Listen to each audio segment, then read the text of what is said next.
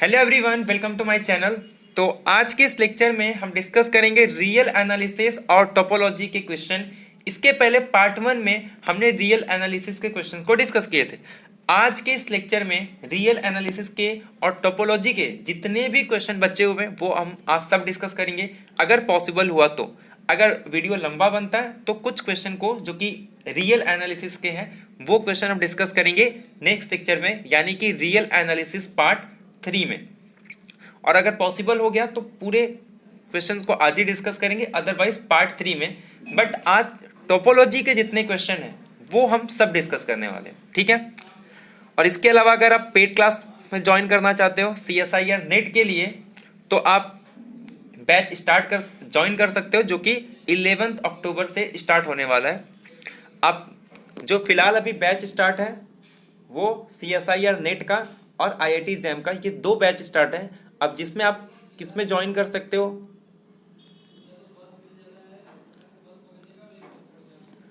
देखो, अगर आप IIT JAM के लिए करना चाहते हो तो IIT JAM का रेगुलर बैच नहीं होगा, सिर्फ टेस्ट सीरीज एंड सॉल्यूशन होंगे।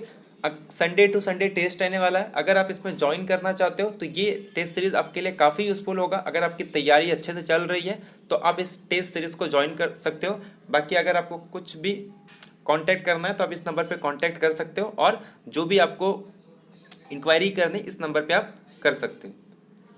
इसके अलावा अगर आप CSIR नेट के लिए ज्वाइन करना चाहते हो तो इसमें रेगुलर बैच भी है और टेस्ट सीरीज का भी है। अगर आप सिर्फ टेस्ट सीरीज के लिए ज्वाइन करते हो तो आपको फीस जो देना है वो 299 देना है।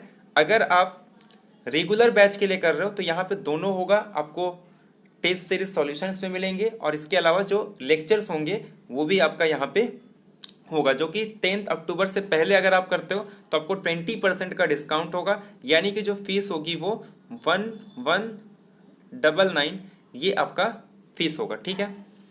बाकी अगर आपको कुछ भी और कुछ पूछना है तो आप इस नंबर पे कांटेक्ट करके पूछ सकते हैं, ठीक है। तो स्टार्ट करते हैं हम लोग आज का लेक्चर।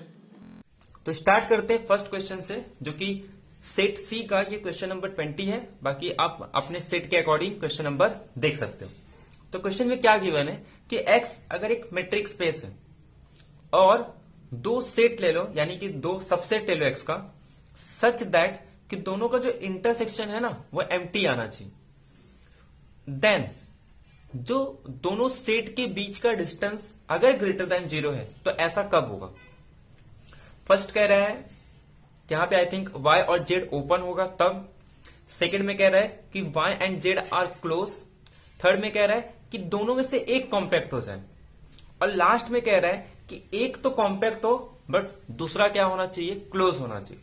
तो इसमें से ऐसा कौन सा स्टेटमेंट होगा जो ये क्लेम कर जाए कि 2 सेट के बीच का जो डिस्टेंस है वो ग्रेटर देन 0 आ रहा है, ठीक है। तो हमें ये फाइंड आउट करना है। अब 2 सेट के बीच का डिस्टेंस होता क्या है, जैसे कि फॉर एग्जांपल मैं 2 सेट ले रहा हूं। अगर इस 2 सेट के बीच का डिस्टेंस निकालना, सपोज ये A है और ये B, तो जो दोनों में मिनिमम डिस्टेंस या इन्फिमम डिस्टेंस होगा, जैसे कि मैं यहां से यहां तक का डिस्टेंस ले लूं, यहां से यहां तक का डिस्टेंस ले लूं, यानी कि A के हर एक पॉइंट का डिस्टेंस B के हर एक पॉइंट से डिस्टेंस लूं, और जो सबसे इन्फिमम डिस्टेंस आएगा उसी को हम लोग क्या कहते हैं, distance between A and B, और उसको डिनोट करते हैं distance between A and B। तो जैसे ये जो डिस्टेंस है, सपोज यहां पे हमारा मिनिमम डिस्टेंस आ रहा है, तो ये जो रहेगा उसी को हम क्या कहेंगे, A और B के बीच का डिस्टेंस। जैसे मान लो एक सेट कुछ इस तरीके से है और एक सेट कुछ इस तरीके से। तो अब देखो मैं हर पॉइंट के बीच का डिस्टेंस निकालूंगा, तो ये जो डिस्टेंस यहां पे आएगा ये सबसे मिनिमम है, तो ये A और B के बीच का डिस्टेंस आ जाएगा। ये जो डिस्टेंस आपको दिख रहा है ये सबसे कम डिस्टेंस है, इसीलिए A और B के बीच का डिस्टेंस क्या होगा, ये जो भी वैल्यू आएगी, ठीक है। तो हमको क्या फाइंड आउट करना है, कह रहा है कि गिवन क्या दिया है, ध्यान दो कि x अगर एक मैट्रिक्स स्पेस है, तो सपोज मैं x को ले रहा हूं एक real number. We know that कि R is a matrix space. अब पहले में क्या कह रहा है कि हमें ऐसा 2 सेट लेना है जिनका इंटरसेक्शन एम्प्टी हो, यानी कि आपस में डिसजॉइंट हो। तो पहले ऑप्शन में कह रहा है कि A और B अगर ओपन हो गए तो A और B के बीच का जो डिस्टेंस है वो ग्रेटर देन 0 होगा। तो तो एक काम कर रहा हूं, मैं एक एग्जांपल ले लेता हूं, ए को ले लेता हूं 0 1 और बी को ले रहा हूं 1 2। अब अगर इसके बीच का मैं डिस्टेंस निकालूं, ये 0 1 है और यहीं से आपका 1 और 2 स्टार्ट हो जाएगा। तो जब आप डिस्टेंस निकालोगे तो वो तो 0 आएगा। क्लियरली ए और बी के बीच का डिस्टेंस बिटवीन ए और बी टेंडिंग टू 0। तो या फिर डिस्टेंस ए और बी के बीच का जो डिस्टेंस है वो 0 है, जबकि ये दोनों ही कंडीशन सेटिस्फाई कर रहे हैं कि ए और बी आपस में डिसजॉइंट है, ए और बी दोनों ओपन है, बट इन दोनों के बीच का डिस्टेंस ग्रेटर देन 0 नहीं बल्कि 0 है। तो इसका मतलब फर्स्ट ऑप्शन हमारा डिस्कार्ड हो गया। अब सेकेंड में क्या कह रहे हैं कि ए, ये तो हमारे पास ऑलरेडी स्टार्टिंग में गिवन है कि ए और बी दोनों क्लोज हो जाए, तो हम क्लेम कर पाएंगे कि उनके बीच का जो डिस्टेंस है वो ग्रेटर देन 0 आएगा। ठीक है,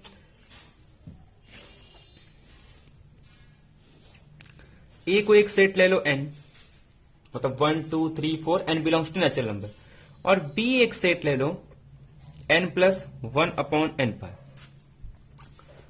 अब अगर आप इसको सपोज रियल लाइन पे प्लॉट करो तो ये कैसे आएगा, एक 1 है, एक 2, एक 3, एक 4, 1 2 3 पर चलते जाएगा। अब n प्लस 1 बाय n पाई को ऐड करोगे तो जैसे मैं 1 लिख रहा हूं तो ये क्या आ जाएगा, 1 प्लस 1 अपॉन पाई। तो यानी कि सपोज यहां पे कहीं समथिंग आ जाएगा, ऐसे सेकेंड वाला करेंगे तो यहां पे आ जाएगा, थर्ड वाला करेंगे तो ऐसे, इसे कंटिन्यू चलते जाएगा। तो मतलब ये दोनों आपस में डिसजॉइंट है, कोई भी कॉमन एलिमेंट नहीं, क्योंकि ये इसमें एक्स्ट्रा ऐड हो रहा है। बट जब आप इनका डिस्टेंस निकालोगे तो हम क्या करेंगे, दोनों को माइनस कर देंगे, तो n तो आपका कैंसिल हो जाएगा। अब ये डिस्टेंस बचेगा, तो 1 बाय n पे अगर अप्रोच कर रहा है तो किसको अप्रोच कर रहा है, 0 को।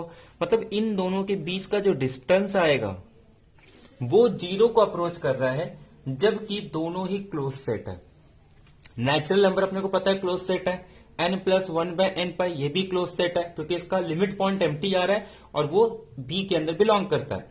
क्योंकि अगर किसी सेट का लिमिट पॉइंट उस सेट के अंदर बिलोंग कर रहा है तो हम लोग कहते हैं वो सेट क्लोज होगा।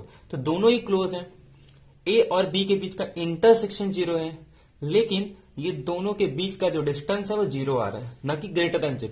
तो आपका सेकेंड ऑप्शन भी एलिमिनेट हो गया। अब बात करते हैं थर्ड ऑप्शन की। थर्ड में क्या कह रहा है कि एक कॉम्पैक्ट हो जाए, ए और बी में से एक कॉम्पैक्ट हो जाए, बाकी दूसरा सेट कुछ भी हो, यानी कि सिर्फ एक पे कंडीशन दे रहा है। सेकेंड में कह रहा है आप कोई भी सेट ले लो तो उनके बीच का डिस्टेंस ग्रेटर देन 0 होगा। तो एक काम करते हैं, ए को हम लोग ले लेते हैं क्लोज इंटरवल 0 1 और बी को ले लेते हैं 1 2। कॉम्पैक्ट है ये, या फिर आप बी को कॉम्पैक्ट ले लो 1 2 और ए को ले लो 0 1। अब open interval, semi open interval चाहे जो ले सकते हो। अब देखो दोनों डिस्जॉइंट है, बट दोनों के बीच का डिस्टेंस कितना आ रहा है, 0 आ रहा है। मतलब डिस्टेंस इनका ग्रेटर देन 0 नहीं है, बट फिर भी दोनों डिस्जॉइंट भी है, इसमें से एक कॉम्पैक्ट भी है, बट इन दो सेट के बीच का डिस्टेंस ग्रेटर देन 0 नहीं आ रहा। तो ये ऑप्शन भी एलिमिनेट हो गया। अब बचा आपका फोर्थ ऑप्शन, ये करेक्ट आ जाए। और हमारे पास रिजल्ट भी है कि ए इंटरसेक्शन बी अगर एम्प्टी है,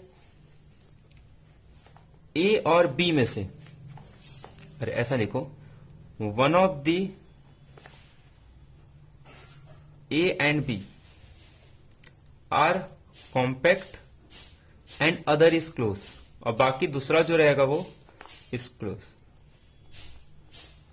मतलब ए और बी में से एक तो आपका कॉम्पैक्ट होना चाहिए और जो सेकंड वाला है वो क्लोज होना चाहिए। या तो ए क्लोज हो जाए तो बी कॉम्पैक्ट, और बी कॉम्पैक्ट हो तो ए क्लोज। मतलब एक क्लोज होना चाहिए, दूसरा कॉम्पैक्ट होना चाहिए, तब उनके बीच का डिस्टेंस ग्रेटर देन 0 आ जाएगा अगर ए और बी आपस में डिस्जॉइंट है। बट दोनों के क्लोज होने से हम लोग ये नहीं क्लेम कर पाते कि वो दोनों के बीच का डिस्टेंस।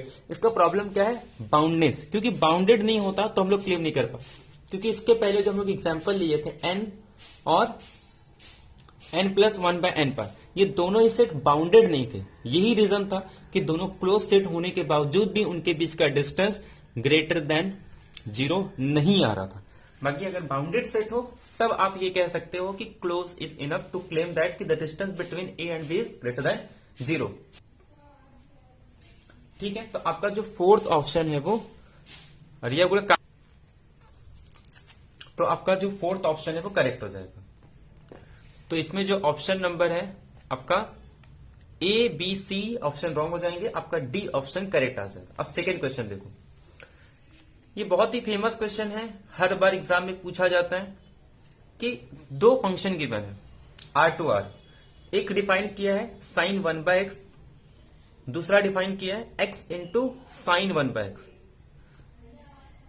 अब आपको क्या करना है, ये देखना है कि इसमें से कौन सा f और g में से बाउंडेड वेरिएशन है।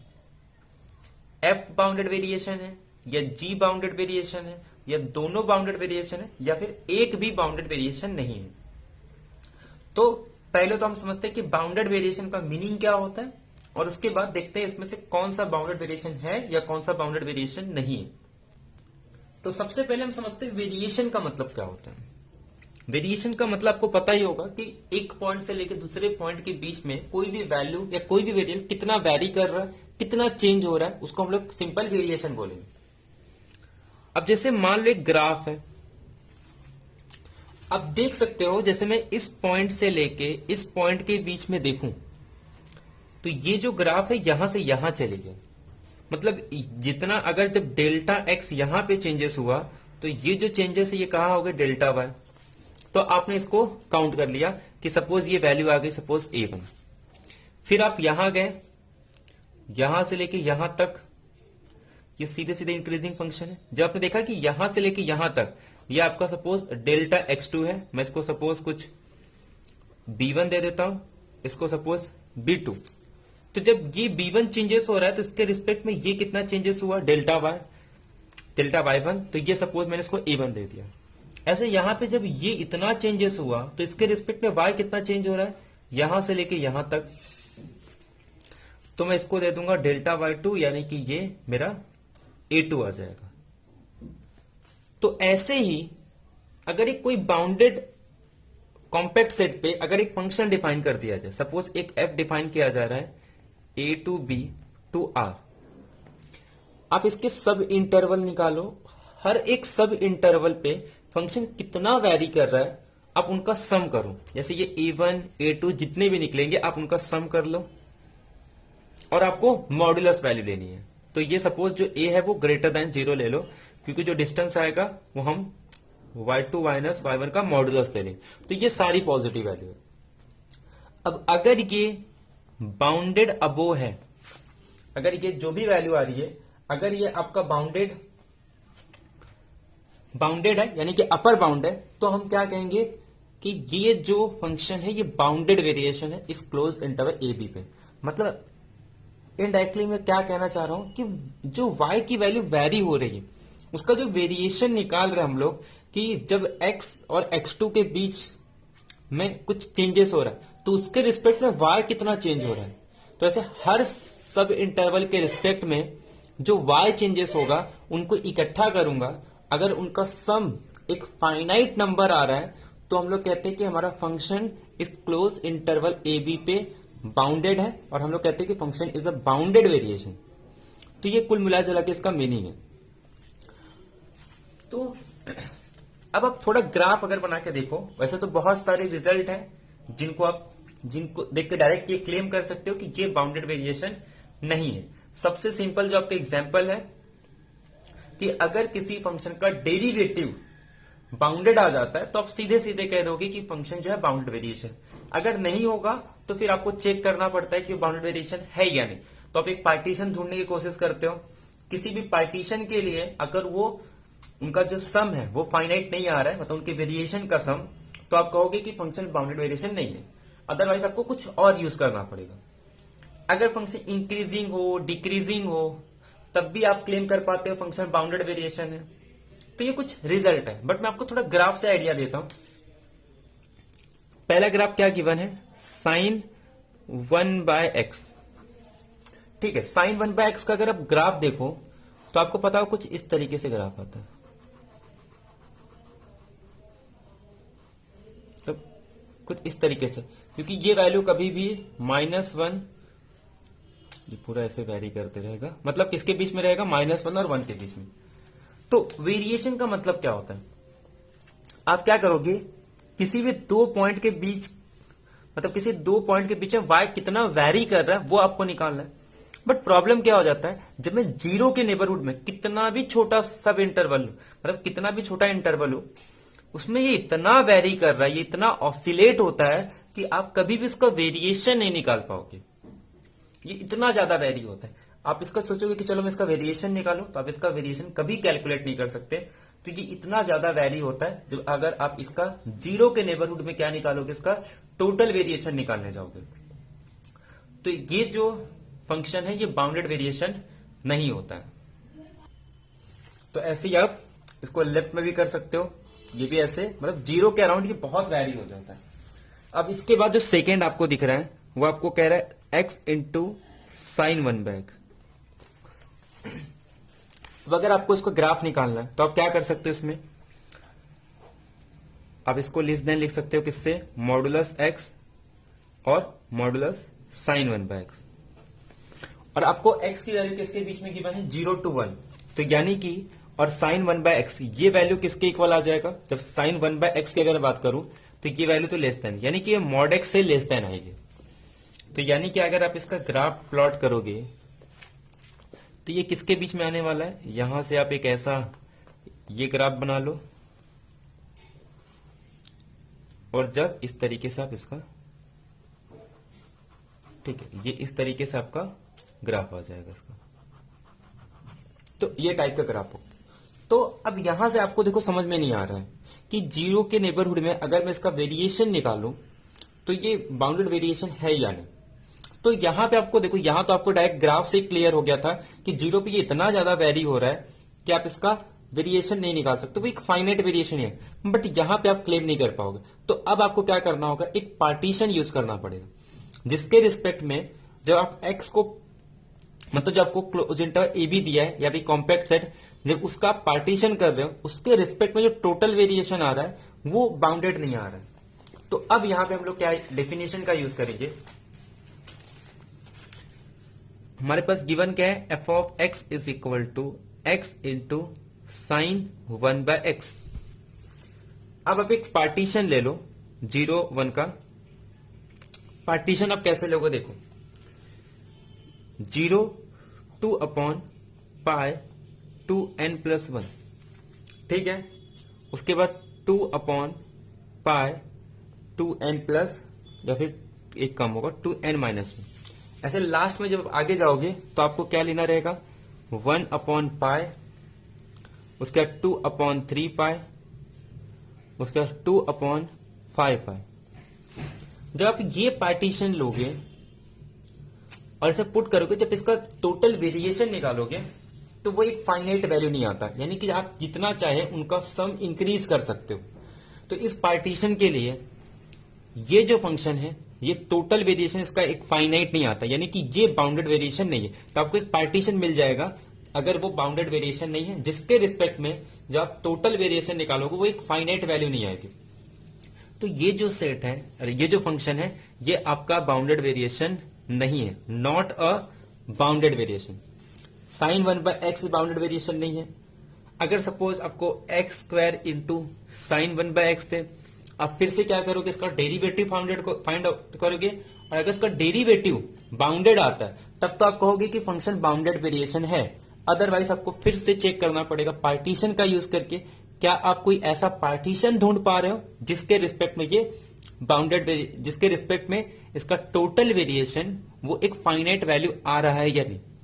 तो ये इस तरीके से आप चेक करते हो, बट आपको ये पता होना चाहिए कि x इंटू साइन 1/x थे या फिर x इंटू साइन π/x थे। ये टाइप के एग्जाम्पल कभी भी बाउंडेड वेरिएशन नहीं होते, या फिर सिंपल आपको साइन 1/x दे दे। और अगर इसके आगे यहाँ पे x² कर रहा है, यहाँ पे x² कर दे, वो भी नहीं होता, उसके लिए भी आप एक पार्टीशन ढूंढ पाओगे।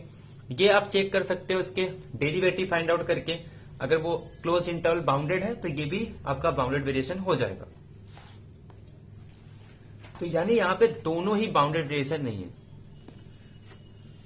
तो एफ एंड जी वह दोनों नहीं है, तो neither f nor g is of bounded variation. अब सेकंड देखो, ये आपका टोपोलॉजी का क्वेश्चन है कि एक्स और वाई ये मैट्रिक स्पेस है, एक्स से लेके वाई तक एक सर्जेक्टिव कॉन्टिन्यूअस मैप दिया है।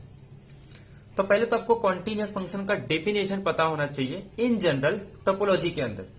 किसी पॉइंट की बात नहीं कर रहा हूं ना मैं सीक्वेंस की बात कर रहा हूं, क्योंकि ओपन जो टोपोलॉजी के अंदर जो मेन डेफिनेशन है किसी भी कॉन्टिन्यूअस फंक्शन का, वो आपका जो जनरल मेथड है उससे थोड़ा डिफरेंट है। तो पहले हम डेफिनेशन देखते हैं कॉन्टिन्यूअस फंक्शन का इन टोपोलॉजी। तो टोपोलॉजी के अंदर जैसे मान लो अगर आपको दो मैट्रिक्स स्पेस दिया जाए, ये x और ये y, ये अगर दो मैट्रिक्स स्पेस है, आपने क्या किया, एक मैप डिफाइन किया f या एक फंक्शन डिफाइन किया x से लेके y तक। अगर आप इसको कॉन्टिन्यूअस फंक्शन कहना चाहते हो, क्या कहना चाहते हो कि f जो है वो एक कॉन्टिन्यूअस फंक्शन है। कब होगा, यहां पे आप कोई भी ओपन सेट ले लो, उसका इनवर्स इमेज जो आएगा, इस ओपन सेट का जो इनवर्स इमेज आएगा वो भी क्या होना चाहिए, ओपन होना चाहिए। ये आपका सबसे पहला definition. F is said to be continuous if every open set in codomain set then their inverse image is also open, then we say that, मतलब आप कोई भी for every open set in Y the inverse image of open set is open, then we say that f is a continuous from x to y। तो x से लेके y तक f एक continuous function कब होगा, जब codomain का कोई भी ओपन सेट ले लो उनका इनवर्स इमेज ओपन होना चाहिए। ये टोपोलॉजी के अंदर आपका डेफिनेशन। इसके बाद यही सेम रिजल्ट आपका क्लोज के लिए किया जाता है। ओपन को क्लोज से रिप्लेस कर दो कि यहां का कोई भी आप क्लोज सेट लो उसका इनवर्स इमेज आपका क्लोज सेट होना चाहिए, तब आप कहोगे कि आपका जो फंक्शन है वो कॉन्टिन्यूअस, अदरवाइज फंक्शन कॉन्टिन्यूअस नहीं होगा।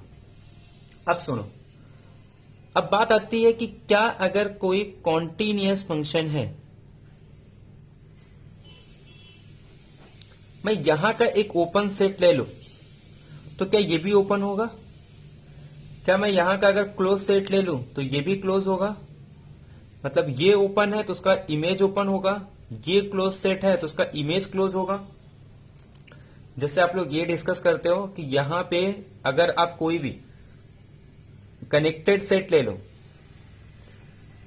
तो उसका जो इमेज आएगा वो कनेक्टेड होता है। यहां पे अगर एक कॉम्पैक्ट सेट ले लो तो उसका इमेज जो आएगा वो भी कॉम्पैक्ट सेट होगा। तो अगर फंक्शन कॉन्टिन्यूअस है, the image of connected set is connected, या फिर the image of interval is interval, the image of compact set is compact. तो ये सारी चीजें आप डिस्कस करते हो कब, जब फंक्शन कॉन्टिन्यूअस।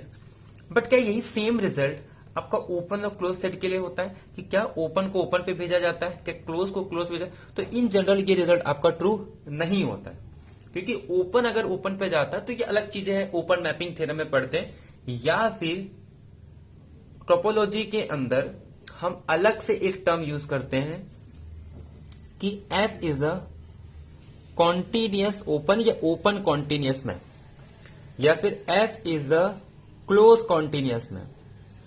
तो कहीं पे ऐसा लिखा है ना कि f इज अ ओपन, तो आपको लगेगा कि ओपन तो ये सेट के अंदर होता है, बट अगर कहीं पे ये लिखा हुआ मिले कि f is a open map या f is a open continuous map, that means under continuous function every open set goes to open set, कि यहां का कोई भी ओपन सेट लो उसका इमेज ओपन हो, यहां का कोई भी क्लोज सेट लो उसका इमेज क्लोज होगा। उसे हम लोग कहते हैं f is a open continuous या f is a close continuous. मतलब ओपन सेट को ओपन पे भेजा जाता है, क्लोज सेट को क्लोज पे भेजा जाता है। बट ये चीजें इन जनरल ट्रू नहीं होती, आपको एक्स्ट्रा कंडीशन ऐड करना पड़ता है। तो ये तो क्लियर हो गया कि अगर फंक्शन कॉन्टिन्यूअस हो, वो सर्जेक्टिव भी हो, फिर भी ओपन सेट ओपन पे जाएगा ऐसा कोई रिजल्ट नहीं है, क्लोज सेट क्लोज पे जाएगा ऐसा भी कोई रिजल्ट नहीं है। सिर्फ रिजल्ट है कनेक्टेड, कॉम्पैक्ट, ऐसा और भी है टोपोलॉजी के अंदर। फिलहाल ये तो फेमस है कि कनेक्टेड सेट कनेक्टेड पे, कॉम्पैक्ट सेट कॉम्पैक्ट पे। बाकी आपके स्पेस पे डिपेंड कर रहा है, आप किस तरीके से स्पेस ले रहे हो उसके रिस्पेक्ट में चेंज होते रहता है। तो आपको पहला रिजल्ट क्या कह रहा है कि एफ मैप करेगा ओपन सेट को ओपन पे, तो पहला ऑप्शन रॉन्ग। सेकंड कह रहा है एफ मैप करेगा क्लोज सेट को क्लोज पे, ये भी रॉन्ग। अंडर कॉन्टिन्यूअस प्लस अगर एक सर्जेक्टिव मैप दिया जाए तो ये आपके पास एक प्रपोजिशन को या एक कोरोलरी है कि अगर कोई फंक्शन कॉन्टिन्यूअस सर्जेक्टिव है तो एक एक्स्ट्रा कंडीशन आप और ऐड कर सकते हो कि ये डेंस सेट है तो उसका इमेज भी क्या होगा, डेंस सेट। बाकी ये नो वेयर डेंस सेट के लिए तो नहीं है, लेकिन डेंस सेट के लिए रिजल्ट है कि अगर कोई फंक्शन कॉन्टिन्यूअस सर्जेक्टिव मैप है तो डेंस सेट कहां जाएगा, डेंस पे जाएगा। तो ये आपको जो सी ऑप्शन है ये करेक्ट हो जाएगा। तो जो फर्स्ट ऑप्शन है कह रहा है कि ओपन सेट ओपन, ये भी रॉन्ग। क्लोज सेट क्लोज, ये भी रॉन्ग। कह रहा है एफ मैप करेगा डेंस सबसेट को डेंस सबसेट पे, ये करेक्ट है, लेकिन नो वेयर डेंस सेट को नो वेयर डेंस पे नहीं करता है। अब नेक्स्ट क्वेश्चन देखो कि एक्स आई डिनोट कर रहा है कि वो सेट है, मतलब सेट एक्स का जिसकी टोपोलॉजी थीटा आई है। वाई आई डिनोट कर रहा है वो सेट जिसका टोपोलॉजी टाउ आई है। I is equal to 1 to 2। कहने का मतलब ये है कि एक्स, ये जो एक्स है ये एक एक्स ही है, बट उसमें टोपोलॉजी चेंज किया जा रहा है। अगर मैं यहाँ पे x1 लिखूं तो मतलब टोपोलॉजी टाउ 1 है, अगर मैं 2 लिखूं तो टोपोलॉजी टाउ 2 है। ऐसे यहाँ पे सॉरी थीटा 1 थीटा 2, और अगर मैं y1 लिख रहा हूं तो मतलब y सेट पे जो टोपोलॉजी एक्ट किया गया वो टाउ 1 है, और y2 लिखूंगा तो उस पर जो टोपोलॉजी है वो टाउ 2 है। अब गिवन क्या दिया है कि अगर x1 से लेके y1 तक ये कॉन्टिन्यूअस फंक्शन है तो x2 से लेके y2 तक ये कॉन्टिन्यूअस होगा, प्रोवाइडेड, मतलब इसमें से कौन सा ऐसा रिजल्ट मैं बता दूं कि जो ये क्लेम कर देता है कि x2 से लेके y2 तक ये कॉन्टिन्यूअस हो। ये चीजें गिवन है। अब इसमें कौन सा और कंडीशन ऐड कर दूं जिससे ये क्लेम हो जाए कि ये कॉन्टिन्यूअस ही होगा। तो अब देखो इसमें से मैं कौन सा कंडीशन क्लेम कर पाता है कि ये दोनों आपस में, मतलब x2 से लेके y2 तक ये मैप कॉन्टिन्यूअस मैप होगा। जस्ट मैं यही डेफिनेशन यहां पे यूज करने वाला हूं, सेम डेफिनेशन। डेफिनेशन क्या था कि अगर कोई फंक्शन कॉन्टिन्यूअस है कब होगा, किसी फंक्शन को कॉन्टिन्यूअस कब बोलेंगे, आप यहां का ओपन सेट लो उसके इनवर्स इमेज को ओपन बता दो, यहां का क्लोज सेट लो उसके इनवर्स इमेज को क्लोज सेट बता। तो यहां से एक चीज तो क्लियर हो गई कि यहां के हर एक ओपन सेट का इनवर्स इमेज ओपन हो जाए या यहां के हर एक क्लोज सेट का इनवर्स इमेज क्लोज हो गया तो फंक्शन कॉन्टिन्यूअस होता है। अब देखो, अब एक टोपोलॉजी के अंदर एक कॉन्सेप्ट होता है फाइनर और कोर्सर का। जैसे टाउ 1 अगर कंटेन कर रहा है टाउ 2 के अंदर तो हम कहेंगे कि टाउ 2 फाइनर है। अब फाइनर का मतलब क्या होगा कि इसके अंदर आप कोई भी ओपन सेट ले लो वो इसके अंदर ओपन हो जाएगा, बट कन्वर्स टू नहीं होता। टाउ 1 के अंदर कोई भी ओपन सेट ले लो तो ये यहां पे ओपन आ जाएगा। तो इसका मतलब क्या हो गया कि अगर x से लेके y तक मैं एक सेट डिफाइन करूं, यहां पे सपोज थीटा 1 डिफाइन करो, यहां पे टाउ 1 डिफाइन कर रहा हूं, क्यों, क्योंकि ये y1 है और ये x1 है। तो अगर ये जो थीटा 1 है इसका फाइनर हो गया, ये थोड़ा समझो इस कॉन्सेप्ट को, मैं थोड़ा अलग से मैं क्या कह रहा हूं कि अगर थीटा 1 ये फाइनर हो जाए टाउ 1 से, मतलब क्या हो गया कि यहां का कोई भी ओपन सेट इंप्लाइज करेगा कि यहां पे भी वो ओपन सेट होगा। अब मैंने क्या ले लिया, यहां पे एक मैट्रिक्स स्पेस ले ली x1 जिसका टोपोलॉजी टाउ 1 थीटा 1 है, यहां पे y1 और जिसका टोपोलॉजी टाउ 1 है। तो इसका मतलब क्या हो गया, क्योंकि ये जो है इसके अंदर कंटेन कर रहा है तो मतलब यहां का मैं आप कोई भी ओपन सेट ले लू यहां पे तो ओपन आ जाएगा, मतलब ये मैप कॉन्टिन्यूअस है। तो ये कैसे बन गया कि थीटा 1 ये फाइनर है टाउ 1 से, तो x1 और y1 के बीच में जो मैप बनेगा ये कॉन्टिन्यूअस। ऐसा क्यों ले रहा हूं, क्योंकि ये गिवन है कि ये कॉन्टिन्यूअस है, तो मतलब कुछ इसी तरीके से होगा कि थीटा 1 टाउ 1 का फाइनर है। तभी ऐसा हो सकता है कि यहां का कोई भी कॉन्टिन्यूअस यहां पे यहां का कोई भी ओपन सेट यहां पे ओपन होगा। जस्ट आपको इसी कॉन्सेप्ट का यूज करना है। अब एक बात बताओ, यहां पे x2 थीटा 2, यहां पे y2 टाउ 2, तो यहां पे मुझे इसको कॉन्टिन्यूअस बताना है तो मुझे क्या बताना होगा कि जो थीटा 2 है ये टाउ 2 का फाइनर है। तो मैं एक काम करता हूं, अगर मैं थीटा 2 को यहां लिख दूं और टाउ 2 को यहां लिख दूं, अब जब ये इसके अंदर कंटेन कर रहा है और इससे छोटा अगर ले लूं, इससे बड़ा ले लूं, तो सीधी सी बात है कि ये जो इसके अंदर कंटेन करेगा। तो मतलब जो भी मैप डिफाइन करेंगे यहां का हर एक ओपन सेट यहां पे ओपन हो जाए। अब एक रिलेशन बनाते हैं। अब रिलेशन किस तरीके से दिया है, इन दोनों के बीच में दिया, इन दोनों के बीच में दिया। तो यहां से क्या हो गया कि जो थीटा 1 है वो कंटेन कर रहा है थीटा 2 के अंदर, और जो टाउ 2 है वो कंटेन कर रहा है टाउ 1 के अंदर। बस यही आपको चेक करना था। क्या करें कि ये जो मैप है ये कॉन्टिन्यूअस हो जाए। सिंपल फाइनर कॉर्सर का और जस्ट डेफिनेशन का कॉन्सेप्ट आपको यूज करना था कॉन्टिन्यूअस मैप का। अब ये जो करेक्ट आ रहा है ये सिर्फ करेक्ट आ रहा है बी ऑप्शन कि टाउ 2 टाउ 1 के अंदर कंटेन करेगा, थीटा 1 थीटा 2 के अंदर कंटेन। तब हम लोग क्लेम कर पाएंगे कि अगर ये कॉन्टिन्यूअस है तो ये भी क्या होगा, कॉन्टिन्यूअस होगा, अगर ये रिलेशन टोपोलॉजी के बीच में होती है तो आप लोग देख सकते हैं इसमें से कौन सा ऑप्शन करेक्ट आएगा कि थीटा 1 थीटा 2 के अंदर कंटेन करेगा और टाउ 2 टाउ 1 के अंदर। तो बी ऑप्शन आपका करेक्ट हो गया। नेक्स्ट क्वेश्चन ये भी टोपोलॉजी का है। जितने भी क्वेश्चन अब तक हम लोग डिस्कस किए सब टोपोलॉजी के क्वेश्चन है, ना कि रियल एनालिसिस के। लेकिन मैंने सब रियल एनालिसिस के अंदर इंक्लूड कर दिया क्योंकि रियल और टोपोलॉजी के क्वेश्चन लगभग आपके सेम ही होते हैं। एक ऑर्डर पेयर गिवन है आर स्क्वायर के अंदर जो इस कंडीशन को सेटिस्फाई कर रहा है। सिंपल सेट है, कह रहा है आर स्क्वायर यूक्लिडियन स्पेस के अंदर ये जो सब स्पेस गिवन है ये कॉम्पैक्ट है कनेक्टेड, मतलब कॉम्पैक्ट कनेक्टेड के बारे में पूछ रहा है कि दोनों कॉम्पैक्ट है, दोनों कनेक्टेड है, एक भी कॉम्पैक्ट नहीं है, एक भी कनेक्टेड नहीं, क्या कुछ है वो हमें देखना है। मैंने आपको हमेशा कहा है कि जब भी आपको आर स्क्वायर के अंदर कोई भी सबसेट दे दे या आर क्यूब के अंदर दे दे या आर एस टू एन के अंदर दे दो, आप उसको जनरलाइज करके कहां लेके आ जाओ, आर स्क्वायर पे। सॉरी, आप उसका एक पर्टिकुलर एग्जांपल ले लो आर स्क्वायर के अंदर और आप डायग्राम बना के चेक करो कि वो कॉम्पैक्ट है या कनेक्टेड है। कॉम्पैक्ट का definition close and bounded Euclidean space के अंदर, कनेक्टेड का डेफिनेशन आप उसके हर दो पॉइंट को किसी तरीके से कनेक्ट कर दो बस। गिवन क्या दिया थोड़ा ध्यान से देखो, एक सेट है एक्स जिसके अंदर वो सारे ऑर्डर पेयर हैं जो एक कंडीशन को सेटिस्फाई कर रहे हैं, वो ये कंडीशन है 1।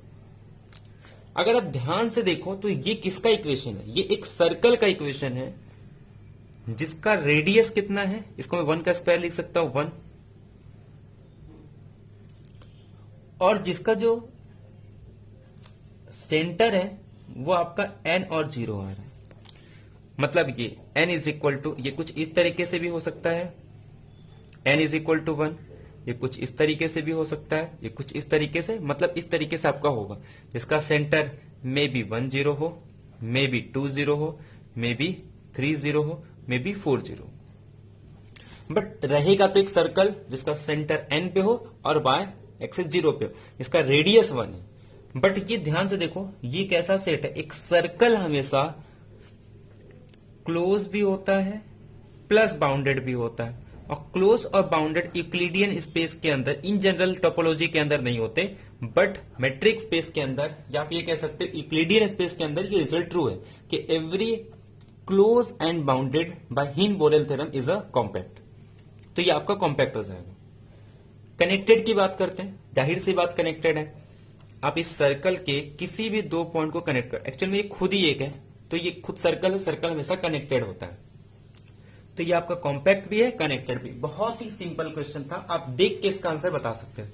तो इसका जो आंसर आएगा वो कनेक्टेड ओपन दोनों करेक्ट आएगा। तो आपका जो ऑप्शन है इसमें x is compact and connected, ये ऑप्शन आपका करेक्ट आ जाएगा। नेक्स्ट क्वेश्चन देखते हैं हम लोग, क्वेश्चन नंबर 31। एक्स एक सेपरेबल फर्स्ट काउंटेबल स्पेस है और प्रोडक्ट स्पेस के बारे में पूछ रहा है कि फर्स्ट काउंटेबल होगा, सेपरेबल होगा, सेकेंड काउंटेबल होगा, क्या कुछ होगा वो हमको देखना है। पहले तो मैं आपको बता देता हूं डेफिनेशन, यहां पे जो डेफिनेशन यूज कर रहे हैं पहले वो देखते हैं, उसके बाद आपको मैं रिजल्ट बता दूंगा कि प्रोडक्ट स्पेस के अंदर क्या रिजल्ट होता है, सेपरेबल, फर्स्ट काउंटेबल और सेकेंड काउंटेबल। यहां पे 3 टर्म यूज किया गया है। पहला फर्स्ट काउंटेबल, दूसरा सेकेंड काउंटेबल, और थर्ड यूज किया गया है सेपरेबल। ये 3 डेफिनेशन आपको यूज की गई है, first countable, second countable, separable.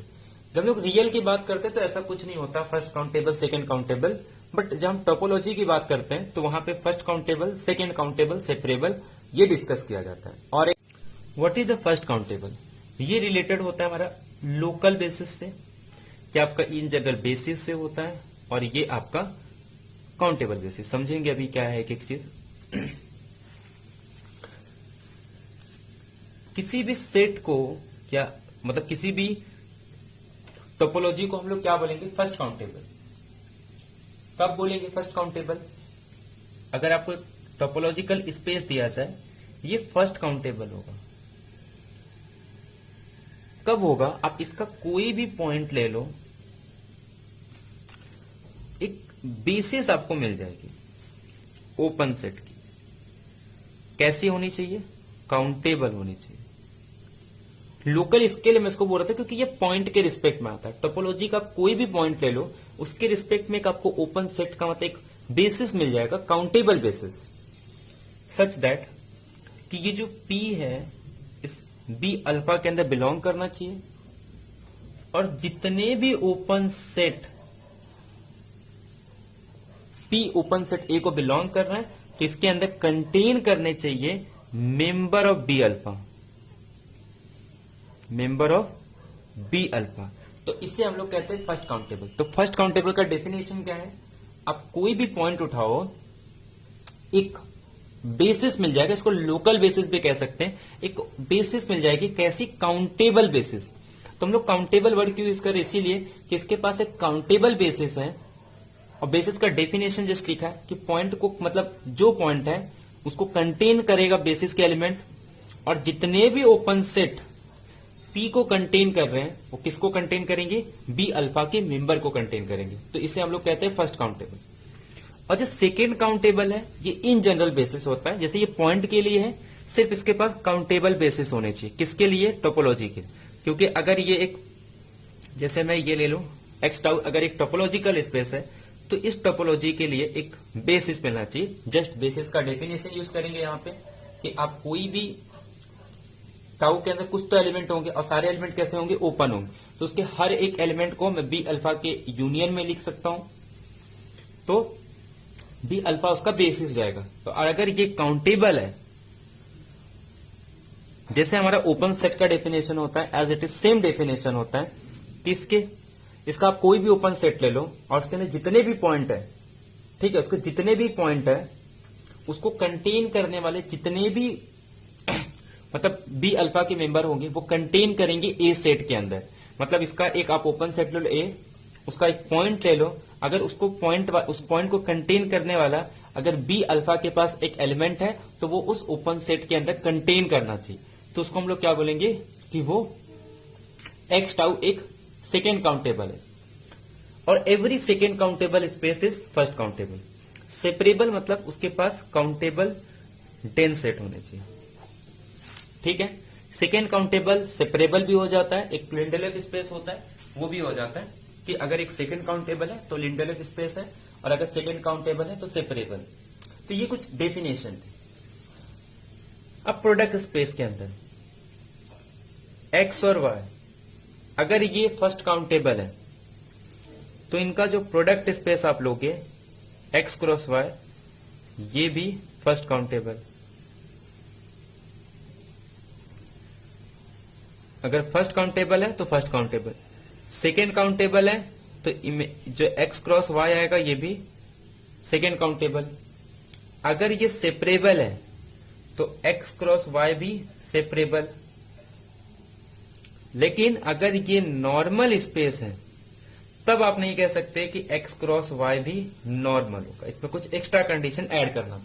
But आपका फर्स्ट काउंटेबल के लिए, सेकेंड काउंटेबल के लिए, सेपरेबल के लिए ये रिजल्ट ट्रू है कि अगर एक्स और वाई सेपरेबल हो, फर्स्ट काउंटेबल हो, सेकेंड काउंटेबल हो, उनका जो प्रोडक्ट स्पेस आता है एक्स क्रॉस वाई वो भी first countable, second countable, separable.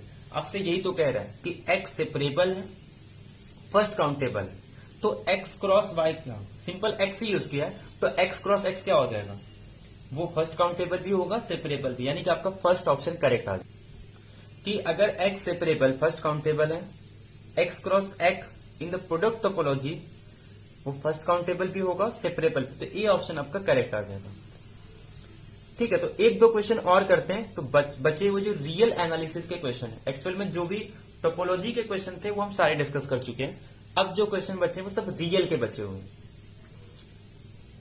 तो एक काम करते हैं, जो रियल के क्वेश्चन बचे हुए सब सिंपल सिंपल है, ये हम नेक्स्ट लेक्चर में कंटिन्यू करते हैं, क्योंकि वीडियो ऑलरेडी काफी लंबा हो चुका है। तो आज का लेक्चर हम यही एंड करते हैं। तो टोपोलॉजी के आपके सारे क्वेश्चन हो गए, बाकी जो रियल के बचे हुए क्वेश्चन है वो हम नेक्स्ट थर्ड पार्ट में डिस्कस कर लेंगे, रियल एनालिसिस के, जिसमें रियल एनालिसिस के क्वेश्चन है। जबकि ये क्वेश्चन था वो टोपोलॉजी के था, बट रियल के अंदर ही आप टोपोलॉजी को इंक्लूड कर सकते हो, चाहे वो टोपोलॉजी हो या मेजर थ्योरी।